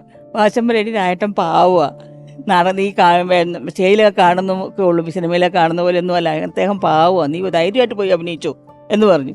അങ്ങനെ പടനായകന്റെ സെറ്റിൽ ഞാൻ ചെല്ലുക. ചിലപ്പോൾ രായട്ടൻ ഒരു ചാരുകസേല ഇങ്ങനെ ഇരിക്കുന്നു. അപ്പോൾ നിൻസാർ സാർ പരിചയപ്പെടുത്തുക, ദേ നാടകത്തിൽ നിന്നാണ് വന്നിരിക്കുന്ന രായട്ടൻ്റെ ഭാര്യയായിട്ടാ. അപ്പം എന്നെ നോക്കി, എന്താ പേര്? ഞാൻ പറഞ്ഞു ഞാൻ പൊന്നമ്മ. ഹസ്ബൻഡ് ഞാൻ പറഞ്ഞു ബാബു. ബാബു ചേട്ടനെ രായട്ടനെ അറിയാം. ഞാൻ അറിയോ? ഞാൻ പറഞ്ഞ എൻ്റെ ഹസ്ബൻഡ് ബാബക്കാട്ട് ബാബു. ആ, ബാബക്കാടിൻ്റെ ഭാര്യയാണോ? ആ, ബാബു ഞാൻ നല്ല സുഹൃത്തുക്കളാ. അപ്പോൾ എനിക്കൊരു സമാധാനമായി. അപ്പോൾ എന്നോട് കുറച്ച് അകലം കുറഞ്ഞു. ആ, അങ്ങനെ കൂടെ അഭിനയിച്ച സമയത്ത് എനിക്ക് ഡയലോഗ്സുകളൊക്കെ ആദ്യം ഞാൻ എന്നാ ചെയ്യുന്നറിയാവോ? നമുക്ക് നാടകത്തിൻ്റെ എക്സ്പീരിയൻസ് അല്ലേ. ഇപ്പം ഒരു ഡയലോഗ് പറയുമ്പം പറയേണ്ടത് മുഖത്ത് നോക്കിയാ നമ്മൾ സംസാരിക്കണ്ടേ. ഈ നാടകം നമ്മൾ മൈക്കിന്റെ മുന്നോട്ടല്ലേ സംസാരിക്കുക, സംസാരിക്കുക. അപ്പം ഞാൻ രായട്ടനോട് പറഞ്ഞ ഡയലോഗ് മുന്നോട്ട് നോക്കിയാ പറയണേ ആദ്യം അഭിനയിച്ചപ്പോൾ. അപ്പം കട്ട് ചെയ്തപ്പോൾ രായട്ടൻ പറയുമ്പോൾ ഡയറക്ടർ സാർ പറഞ്ഞു, പൊന്നമ്മ അത് പിന്നെ റോങ് ആണ് ചെയ്തത്, തെറ്റാണ്, അത് ഒന്നും എടുക്കണം, രായട്ടന് മുഖത്ത് നോക്കി പറയണമെന്ന് പറഞ്ഞു. അപ്പോൾ രായട്ടൻ പറഞ്ഞു ടെൻഷൻ ആവണ്ട, നമ്മൾ നാടകം അല്ല, ഇത് സിനിമയാണ്, അപ്പോൾ അത് എൻ്റെ മുഖത്ത് നോക്കി ടെൻഷൻ ഇല്ലാതെ അങ്ങ് പറഞ്ഞോളാൻ പറഞ്ഞു. ഏറ്റവും വിഷമം വന്ന് രാജേട്ടനൊന്നും ഇല്ലാതെ പിന്നെ ക്ലോസ് എടുക്കുമ്പോൾ കൈ നോക്കി പറയണമല്ലോ ഡയലോഗ്. അതാണ് പറയാനേ അറിയത്തില്ല അങ്ങനെ. അപ്പോൾ ഈ കൈ നോക്കുമ്പോൾ ഞാൻ എങ്ങനെ പറയും? ഇപ്പം രായട്ടന് ടെൻഷൻ വേണ്ട. അപ്പോൾ രായട്ടൻ തന്നെ വന്നത് ഞാൻ ഇവിടെ നിൽപ്പുണ്ട്, ഇവിടെ എന്നെ നോക്കി പറഞ്ഞു. അപ്പം ടെൻഷനില്ലല്ലോ. ഞാൻ പറഞ്ഞില്ല, ടെൻഷനില്ല. അങ്ങനെ രായട്ടൻ വളരെയധികം എന്നെ വളരെ സ്നേഹത്തോടെ പിന്നെ എന്നെ മലയാള സിനിമയിലെ എടി എന്ന് വിളിക്കുന്ന ഒരാളാണ് രായട്ടൻ. എടി പൊന്നമ്മ എന്നാ ഉണ്ടറി, സുഖാണോടി, എടി ബാബു ഉണ്ടറി, ഇതിന് മക്കളൊക്കെ സുഖമായിട്ടിരിക്കുന്നു. അങ്ങനെ ഞങ്ങൾ എത്രയോ അതിന് ശേഷം എത്രയോ പടം എത്രയോ പടം എടി എന്ന് പറഞ്ഞിട്ട് ഈ എടയൊക്കെ ചില സമയത്ത് ഒരാൾ തിരിയുന്നവരെയൊക്കെ രായട്ടൻ വിളിക്കും. ഒരിക്കലും സ്ക്രിപ്റ്റില് അതാ സ്ക്രിപ്റ്റിൽ നമ്മൾ ഒരു ഇടയൊക്കെ എഴുതി നമുക്ക് നമ്മൾ സിനിമ ഇട ഇട ഇട ഇട ഇങ്ങോട്ട് നോക്കടാ ഇതൊക്കെ പറഞ്ഞ് എത്രയോ ഇടകളൊക്കെ വെച്ച്. പിന്നെ പുള്ളിക്ക് വേറെ പരിപാടി, ഈ ഉത്സവ പറമ്പിലൊക്കെ ചെല്ലുമ്പേ കമ്മിറ്റിക്കാരുടെ ആരെങ്കിലും പോകണമെങ്കിൽ പുള്ളി വെറുതെ 3-4 പേര് വിളിച്ചു നോക്കും. വേണു, ഗോപി എന്നൊക്കെ പറയും. അപ്പൊ ഏതെങ്കിലും പേര് കറക്റ്റ് ആയി ശശി വരി തിരിച്ച് എന്ന് ശശിന്ന് ഗോപിന്ന ശശി 3-4 പേര് വെറുതെ അങ്ങോട്ട് വിളിച്ചു നോക്കും. അതില് ഒരു പേര് കറക്റ്റ് ആയിരിക്കും, പേരിട്ട് വിളിക്കുന്നത്. അതെ.